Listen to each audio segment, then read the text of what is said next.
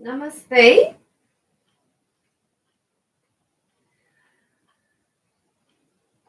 Yamas means restraint or reining in Sanskrit. In yoga philosophy, the yamas are those behaviors or things we should restrain from doing. When we use yamas to improve our self control, that means to restrain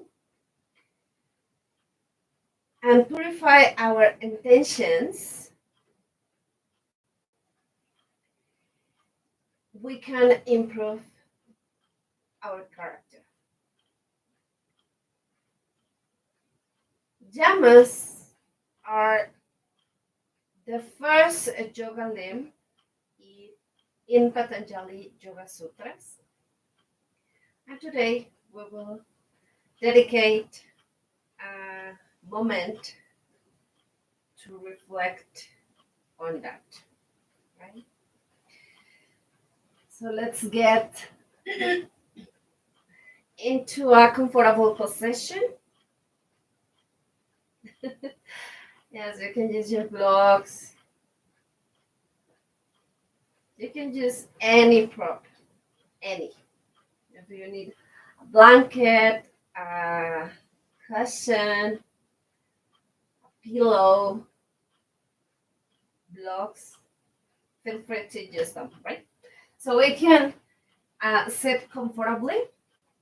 Let's get started our practice today with something related to yamas. In yoga, there are four A limbs of yoga, according to Patanjali's Yoga Sutras. And those are like the steps we have to follow for enlightenment or to get to the body. That it's the ultimate enlightened stage of a person, any person, and any person can reach it. It is not only available for a couple of people or for a specific set of people who wants to get into that.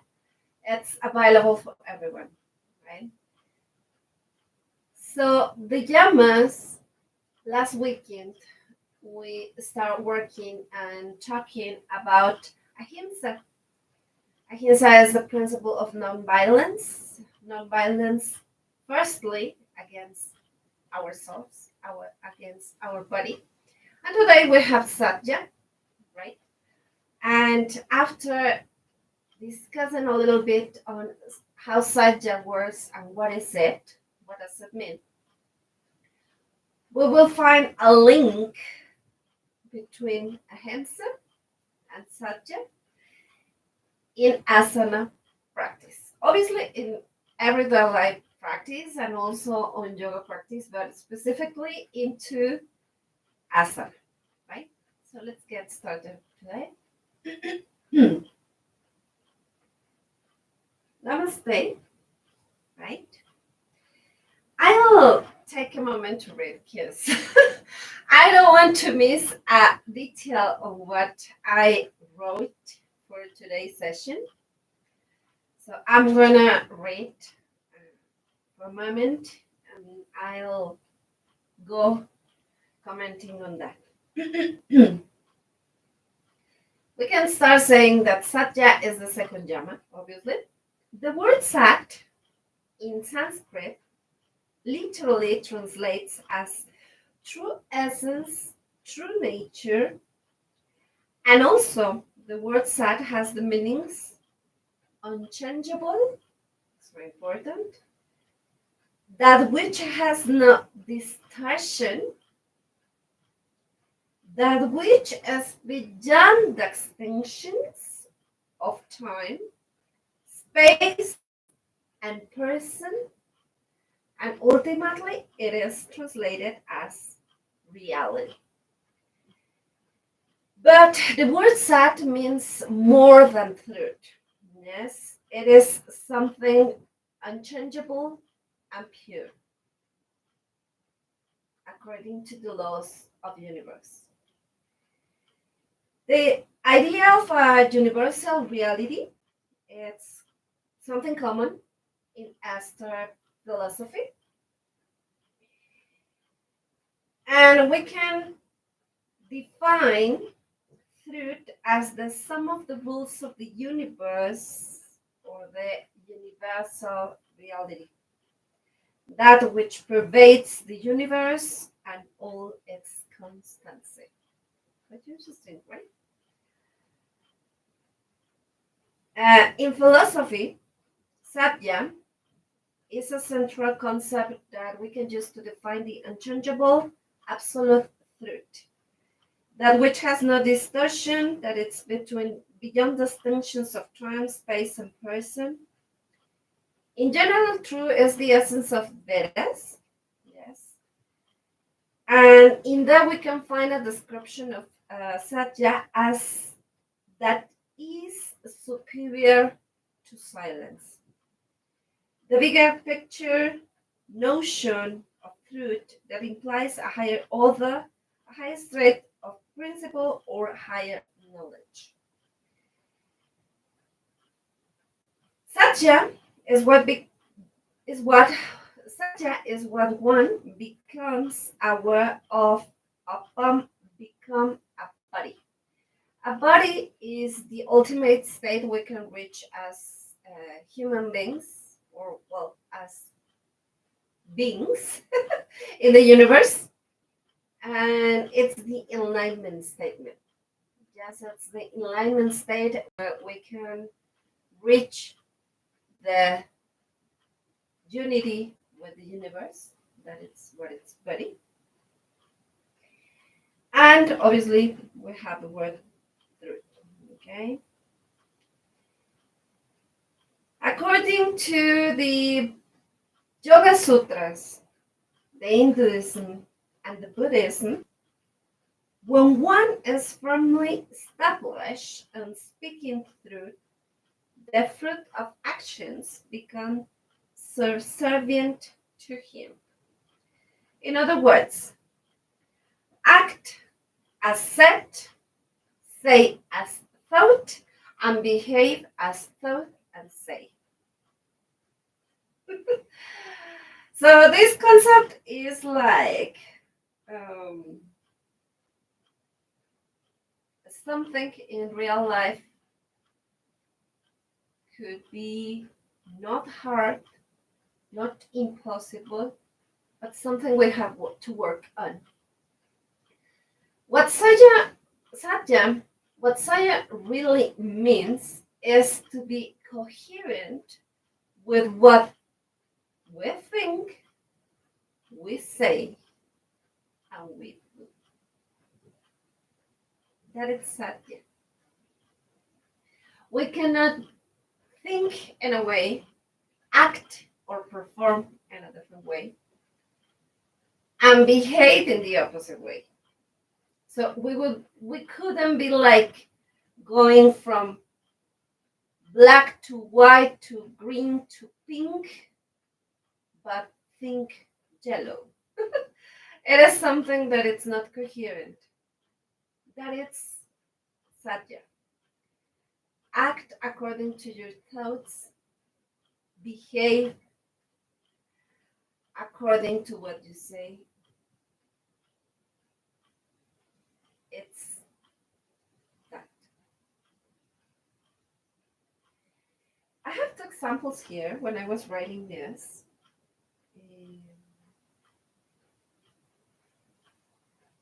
That I was like, oh my God, we do many things that are not according to the universal. If ahimsa is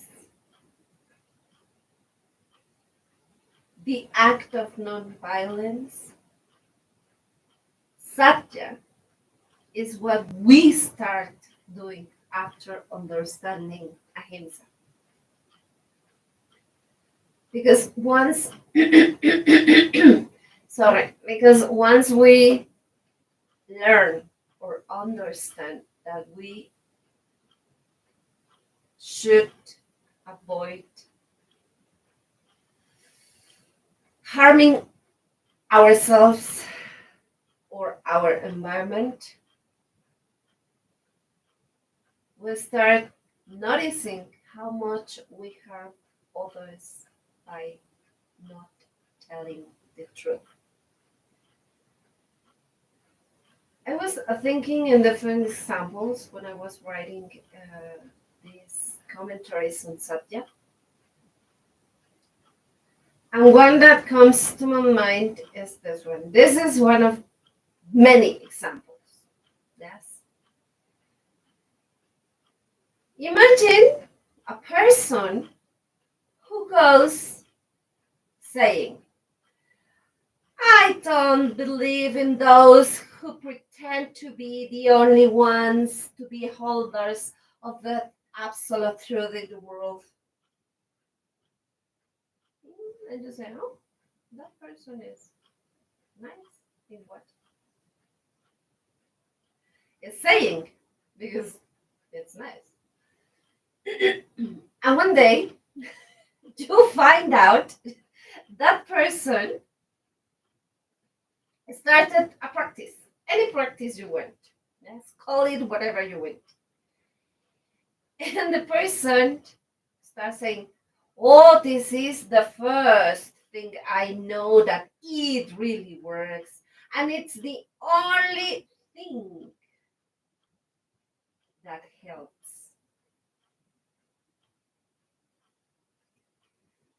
Everybody should start doing it. Right? And one day, the person keeps on practicing on that theory, philosophy, school, practice, physical thing, or whatever the person chooses. And suddenly to the city arrives the one, the real master of that. And the person said, I am going there because he is the real one. He is the only one. And he is the one who holds the truth of the practice. Do you get it? Sometimes we say something, we do the opposite thing, and we think in another absolutely different way.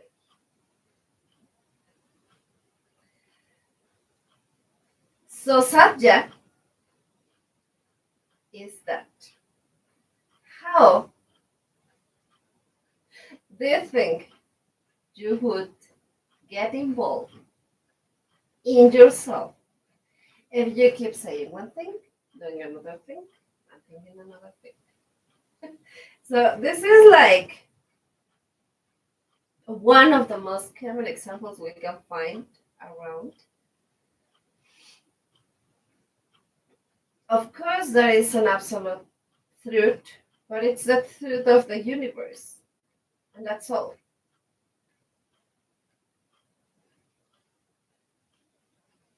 For example, another example, and it has to do also with Satya, and as well it has to do with ahimsa. Uh, Imagine a person. mm, let's see. Okay, let's say the person has a relationship with another person. Let's say a couple. Yes, and they are having troubles, many troubles. They are arguing all the time, and suddenly you ask one of them, "What's going on? What happens?" And the person says, "You know what? The person lied to me. And he lied or she lied because blah, blah, blah, blah, blah. Okay. The truth is that the person lied. We are not sure if the intention was lying to you or lying to himself or lying to the situation or lying to escape to the situation. We don't really know. The person lied. That is the fact.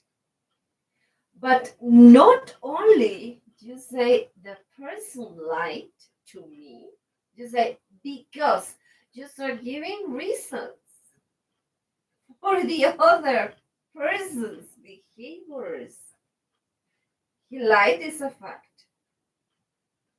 The reasons behind that lie, nobody knows.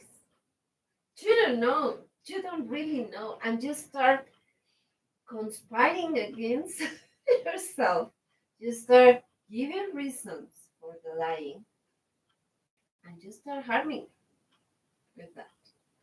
You see now the relationship between Satya and Ahimsa?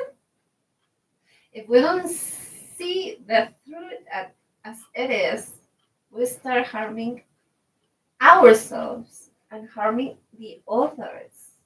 Sometimes because we just start giving reasons for others' actions. Sometimes they don't even know. And how you dare to say, oh, the person lied to me because he or she wanted to meet, blah, blah, blah, blah. Do you really know that? Or you start creating lies to yourself. So this is something we have to start thinking. And it's not only about lying, it's about working, about eating, about everything. Yes. So it seems like under these conditions, exactly. They say, yes, sure. It seems that under these conditions, we could never ever tell the truth to anyone. Yeah, the point here is that sometimes when we want to tell others the truth, is that we pretend or we intend to convince the others on our truth. So I think, what I do, what I say, what I've read, it's the truth, and it should be the truth for everyone. Well, yes, but have you considered their personal constraints? Have you considered their personal background? Yeah, so talking about the truth according to the laws of the universe has to do with something that it's called the absence. The truth is absence. Absence of thoughts, absence of experiences, because most of the times what we say and what we do and what we think, it's the result of our past experiences, our past backgrounds. We cannot say that we express something without a feeling or emotion. So that it's what it's called absence. And obviously, once we have trained ourselves in ahimsa, we can start training ourselves in satya, because we have come up to a point where we understand that if something hurts or harms another person, it is not something true. It's not according to the laws of the universe, and we are experiencing life just for happiness, not for suffering. Yes. So that is something we have to think twice sometimes. And the absence means that to quiet the thoughts of the mind. Quieting the mind is on the parishtis, and quieting the mind is the first step for everything. And as we can see, the asana practice, the practice of asana, the practice of postures, first should start with himsa and satya. And how do we see ahimsa and satya in asana practice? Well, sometimes we go into whatever type of asana practice you choose, and ahimsa says non-violence, right? That is what it says. Previously, last weekend, I was telling you that ahimsa starts with ourselves, not harming ourselves. And one day you go to your asana practice so happily. You go into a posture and you start saying, no pain, no gain. So, ahimsa means not harming. And if you are practicing asana, ahimsa is the first restraint and constraint you have to practice. Or sometimes when we are on a posture in an asana, we hurt ourselves. I have heard and seen many practitioners saying, you know, I I broke this, I have a bone with a problem. One of the most common problems in yoga practicing is the knees. And I have heard many people who practices saying, I was hurt on asana, well, on yoga practice, because they don't call it asana, they call it yoga. And I'm like, yoga practices are based on yoga limbs. And the first limb is ahimsa, non harming. And you're telling me that you can hurt yourself with an asana? It sounds contradictory. So that is the first thing we have to practice on the yoga mat. Ahimsa. Stop hurting yourself with your ego because it's the ego. I remember one of my yoga teachers, she always say, asana doesn't hurt you. What it hurts, it's your ego. Because your body says, please, today we just keep like that. Don't move forward on the asana. But your ego says, yes, I can do it. No pain, no gain. Let's go.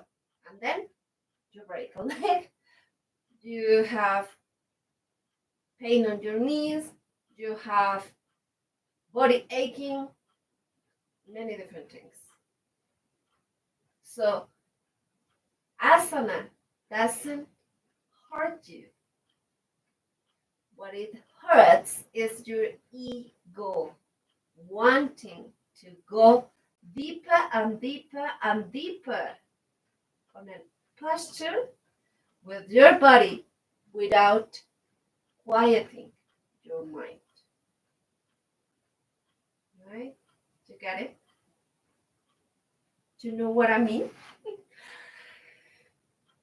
And this is the first part. The second part was with Satya,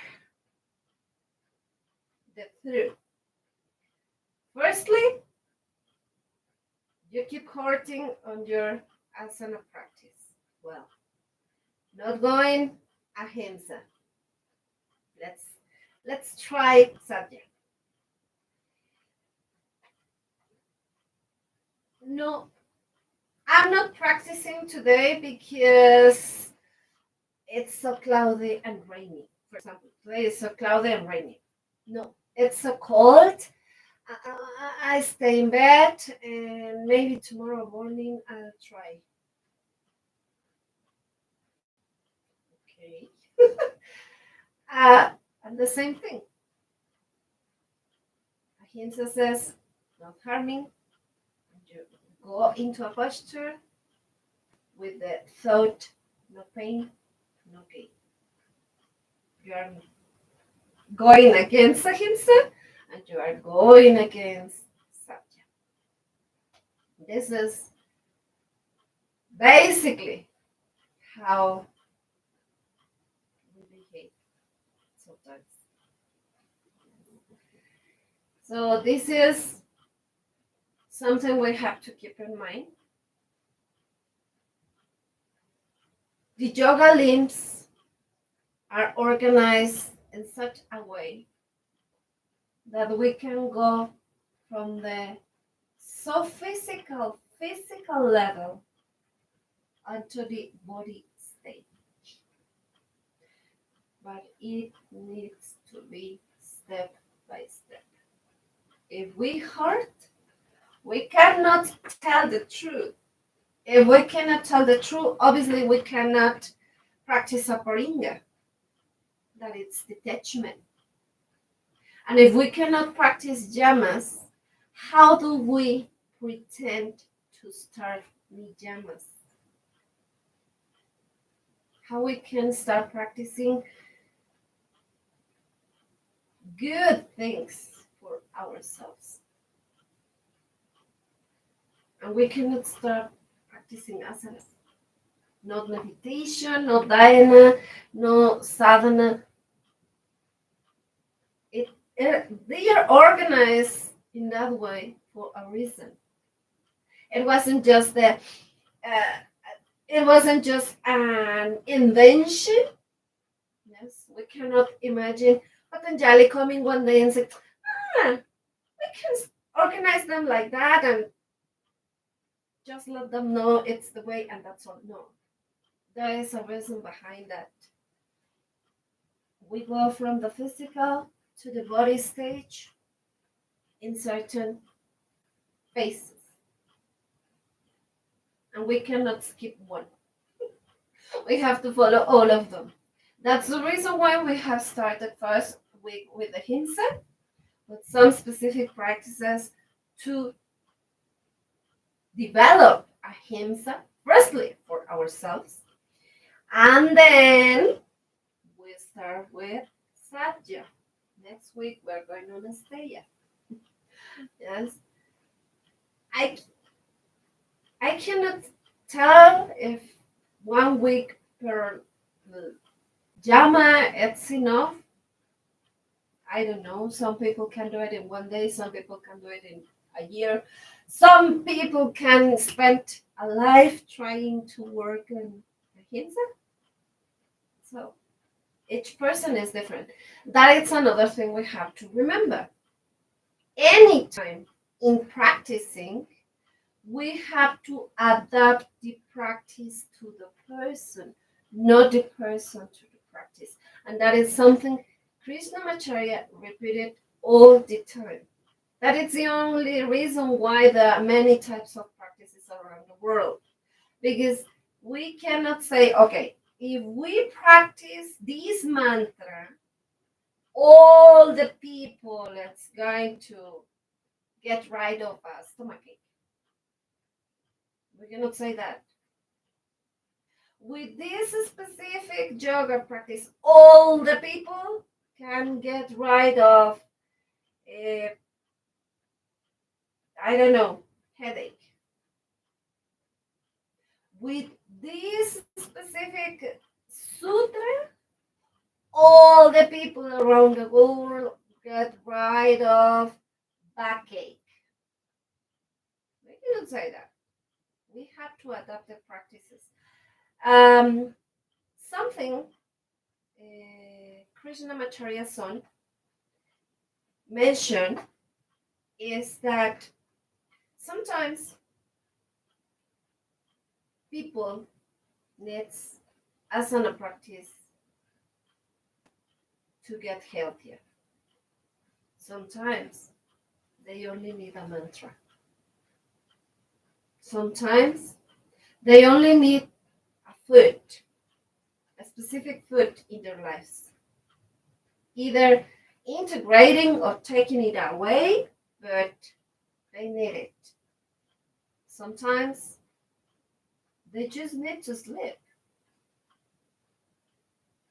If you have noticed, Chinese traditional medicine and yoga as a health system, as it is, both of them consider food, physical practice, messages, and sleep. Good quality sleep. For example, before going into yoga and all the traditional practices, I felt that messages were like a luxury for everyone. It was like, oh, I have this time. I'm going to pamper myself with a massage. Massages are included in every traditional practice. In every traditional yoga practice, messages are included because we have to work with our body. Masotherapy, right? Also in Chinese medicine, we have messages. In Thai medicine, we have messages. In different types of traditional systems, we have messages. And the second thing is Ayurveda, that it's part of yoga traditional practices. Sometimes you can see the recipe, let's say, 3 hours of sleep between between noon and midday. 3 hours of sleep after practicing this. 2 hours of sleep after eating. So we don't sleep well, we don't eat well. How do we pretend to live well? So that is why we have to adapt the practices. I'm not saying nobody's gonna reach the body stage, no. The point is that we have to adapt those practices to our circumstances. And basically, what we have to consider is that once we understand not harming, we start expressing the truth. That's the only way. Okay, so let's start practicing ahimsa. Once we understand ahimsa, give a try to Satya. Even it's difficult, if it is hurting practicing Satya, something is bad in ahimsa. Something is happening. Because if you want to practice Satya and you say, it's so harming, it's so hurting for people around me, for those who I love to tell them the truth. Well, so it means something must be changed at the first stage, that it's against the first llama. It's not going well. Something is something needs adjustments. That's all. Yes, yes. They are telling me here. Sometimes when we want to tell the person we love the most the truth, it's gonna be hurting for them. Well, first, let's stop thinking that it's gonna be hurting for them because we don't really know. And if you are doing something that can hurt anybody else, the one that is making the things in the wrong way, it's you. Because even you know the person that's gonna be hurt, you keep doing that. So you are hurting yourself first, doing something, and you are hurting the other person by doing that. That's hurting to you first. Yes. Yeah, I know. I know today we come into a very deep topic, but sometimes I want to have my camera on all the time with you because sometimes I'm like sitting and I start thinking, oh, the others say I read this. So, but that's why we today keep talking about that. Yes, you can tell the truth to anyone, even if it's hurting. Sometimes hurting, it's good because the other one can practice Satya and ahimsa. So yes, ahimsa first because okay, the person is hurting me. Why on earth should I stay there if it is hurting? So the truth is that I don't want to be there because it's hurting for me. Do you know? Can you see how it works? Yes, yes, I know. Mm. We are not going to get into couple matters because that needs another specific chat for that. But yes, sometimes we just choose staying with the person even when it's hurting based on the idea of love. We are not going to discuss today the definition of love according to ancient traditions, but what I can tell you is that if it is real, true, considering Satya, love, it follows ahimsa and it doesn't hurt you. There is no way for love to hurt you. There is no way. Because I consider love follows all the yamas. And the first one is ahimsa. And if something hurts you, it's not true. That's all. So love, it's something, it's a universal truth. And if somebody truly, really loves you, it means the person learned to love him or herself. So it enables him or her to love the others and it's not be hurting for the others, right? Yeah, because this is let's say it's a difficult topic because we have in general most of people, even I can say myself many years ago, we have an idea that real love hurts. Even there is a song, only love can hurt like this. Love doesn't hurt. Love is love is calmness, is peace, is joy. how love can hurt. Yes.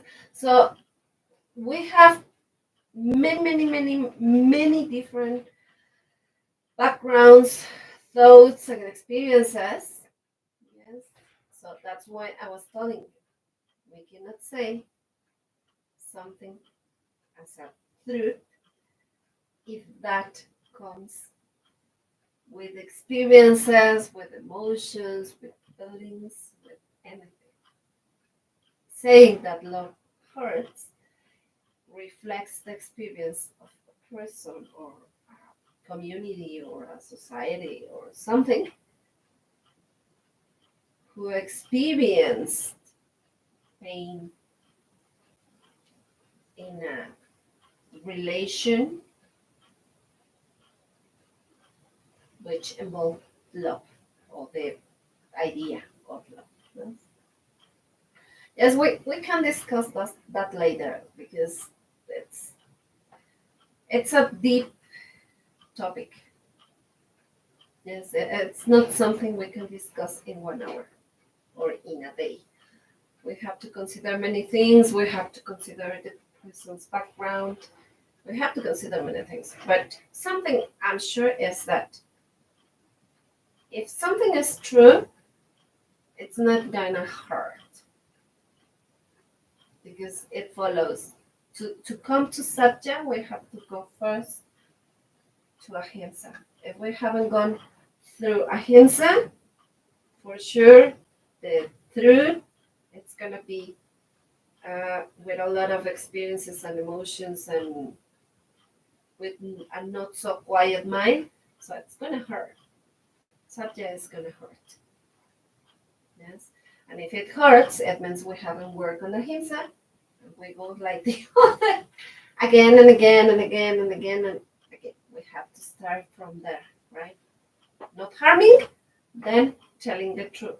Truth hurts the others or hurts myself.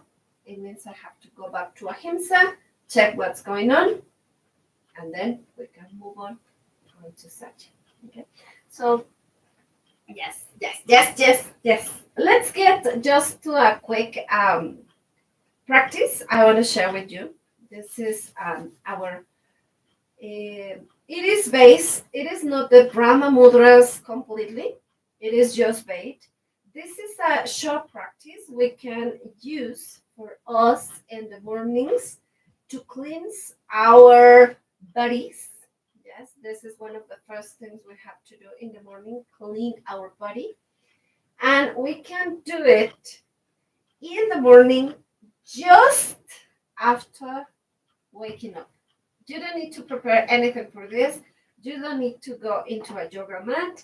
You can do it just in your bed. Once you open your eyes, once you wake up, and it requires less than 5 minutes. One of the most common things I have heard with my practitioners, yes, yes, we have some here. I don't have time. I don't have time. How many hours do you spend in Facebook? How many hours do you spend on TikTok? How many hours do you spend on Instagram? How many hours do you spend? Do you have to? Oh, yes, I have time. So yeah. So one one of the things most of the I can say not only yoga teachers, but anything. For example, if you say, why don't you read a book? No, sorry, I don't have time. Why don't you go to the gym? Sorry, I don't have time. Why don't you watch this movie? Sorry, I don't have time. Why don't you practice yoga? No, I don't have time and I don't have space. So with this practice, it is adaptable by itself, but we can adapt it even more. You can do it on your bed, just right after you wake up. Yes. So what we're gonna do is the following.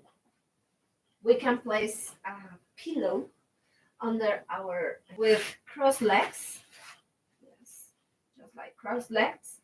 Obviously, if you have more practice, you can do it in Padmasana. But if not, cross legs, it's just okay. Yes, comfortable position with your pillow. I'll do it like this because I'm more used to do it in this way. So you place yourself with your cross legs position, Padmasana, or any other variant. We just sit properly, align our spine, we relax, breathe in, breathe out. Okay, that is the first thing. For this adapted practice for Brahma Mudras, we can just sit in a cross-legged position, Padmasana, or any other different variants, right? Once we are in our comfortable sitting positions, we can close our eyes or you can keep them open. It's up to you.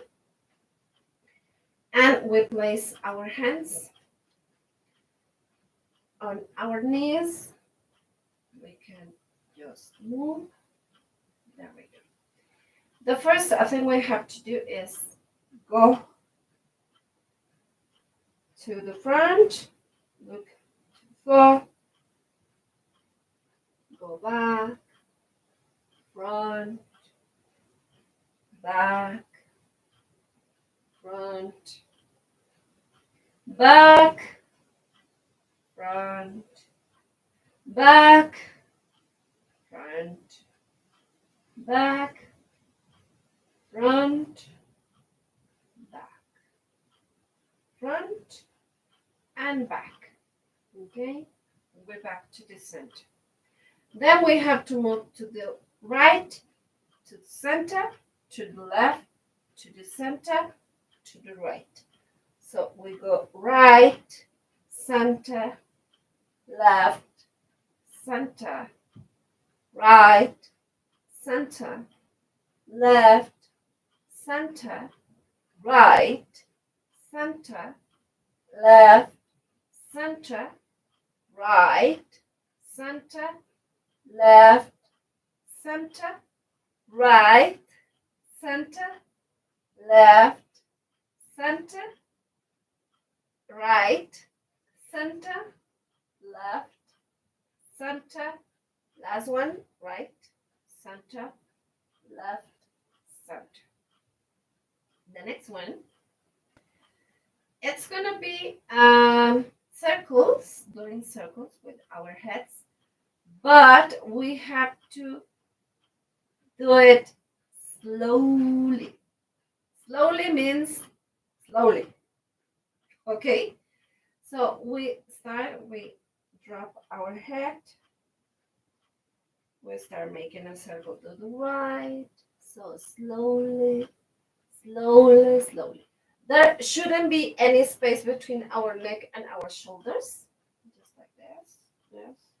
Then again, between our chin and our neck, we have to put our chin just directly to our scapula. Scapula, is that the name? I don't know. Okay, so we have to put it like this. I guess the scapula is out the back, right? I'm not so good at anatomy. Okay, so we can go like this. Just circle, circle, circle, circle. We can do like 3. Yeah. It's enough because it's early morning. Yes, we go like this. The last one. Remember, don't keep any space between your chin and your bones, your neck bones. Either keep closer your head to our shoulders. Yes, we're finished. And we go back to the center. And then we do it the other way around. Yes, we drop our head. We start. We give a soft massage to our neck, to our shoulders, to our neck bones, to our thigh. Last one, just 3. It's enough. If you can do like 7 or 5, would be better. Even better if you can reach to 14 or 21, but 3 it's enough to start, right? So we finish. Do the third one. Yes, good. Go back to the center. The next part is raising your shoulders. Yes, you have to touch your ear with your shoulder. It is. Again, this space between your ear and your shoulder, yes, should be just together. We cannot have any space in between. Yes. Then we go to the center, to the left, to the center, to the left, to the center, to the left, to the center, to the right, to the center, to the left, to the right. We can do it like 5 times, 3 times. You're gonna feel like relax,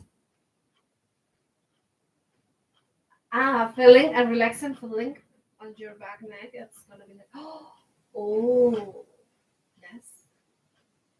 So we do this practice as part of the Brahma Mudras. Yes, the Brahma Mudras we practice, but it is adapted for you to do it at any time, at any moment in your life. Also, for example, if you work in an office or you feel like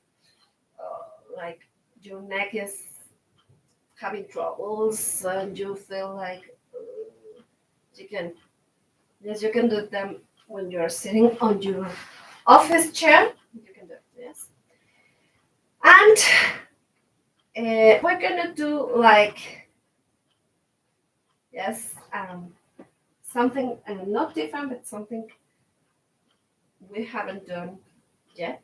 It's like we place our hands together at the center of our chest. We open. You have to open your chest. You have to make your shoulder bones come together. So we open, close, open, close, open, close, open, close, open, close, open, close. Okay? With this, and then we shake. Just like the Qigong practices have like that. With this type of movements, what we are doing is releasing all the stress from our neck, body. And if you feel, for example, after doing this, yes, you can feel how your body relaxes from your chest to your feet. Yes. And then what you do is just place your hand on your knee or on your bed if you're on your bed, and you just stretch to the left, then the right on the floor. Just stretch to the right. One, we can say like 2, 3 times. Yes, like this. You can do it like relaxing, relaxing, relaxing. Then the other side. Relaxing, relaxing, relaxing. One more. Let's go for one more. Yes, you can feel relaxed. Yes. Just breathe and rest into the posture. Then we go back to the other side.